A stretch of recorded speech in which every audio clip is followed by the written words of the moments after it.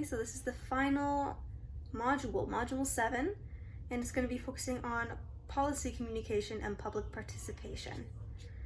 Starting off with question 1.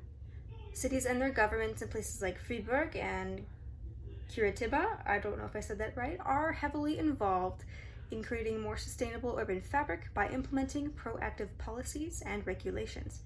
Do you think their approaches could work in Copenhagen? And what do you think are the main obstacles? I mostly think very much positively yes. All these policies that we've seen in this module can definitely work in Copenhagen. I only have 2 main areas of this would be harder. Concerning the energy plan and waste management, Copenhagen has more reliance on less renewable sources, especially in comparison to Friedberg with their amount of solar energy in place. Let me see. The second place of concern for Copenhagen would be with their history of taking less note from their less affluent members of society. An example being in Nørrebro, that neighborhood that had Folkets Park, which I mentioned a while ago in the beginning of our class.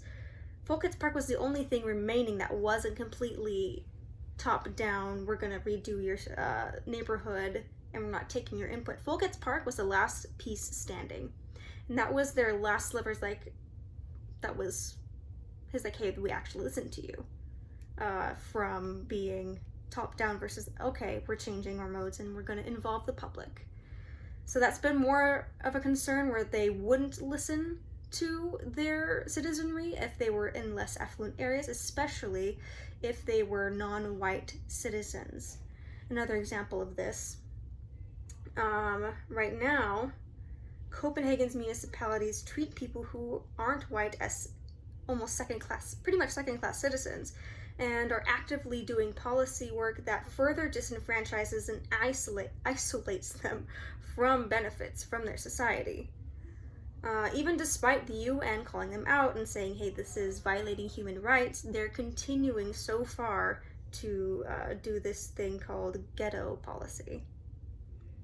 And they're taking down decent green buildings. Instead of just revamping them, they're completely taking them down, that's their plan, and replacing them with something that's not technically what their vision is in terms of making green architecture and houses. This mentality completely upends all of the 5 C's for successful sustainability policy from Friedberg. And let me just list those off real quick. Those involve cost.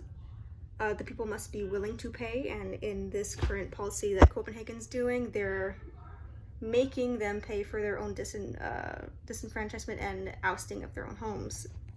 It's bad. Comfort must fit to lifestyle, that's also cut out. Control, people must see their control and influence on the policy, that's not being seen. A consensus with municipal and policy perspectives, yeah, that's not there either. No one's united on this completely. There's people who are trying to get us to change or not doing much to change it. And then there's cooperation. There's not full cooperation. All right, so all 5 C's taken out. So yeah, that probably is the most thing that needs to be addressed. And question 2. Considering trade-offs, personal behavior, governance, and laws, are you willing to live in a city like Fribourg, Singapore, and the one that I cannot pronounce? Absolutely. I feel like I would like to create one more than just go to one. I want to see opportunities for everyone to live with their needs being met, to not be forcibly disenfranchised, to be able to I have a say, I have a voice, I have a place in this community, I am connected.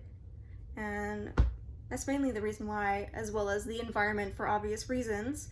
Yeah, to live in a community that feels very connected to one another is one of the main points that I'm drawn to, as well as I just like living in green spaces, and I like living a little bit of a slower life. But yeah, that's it.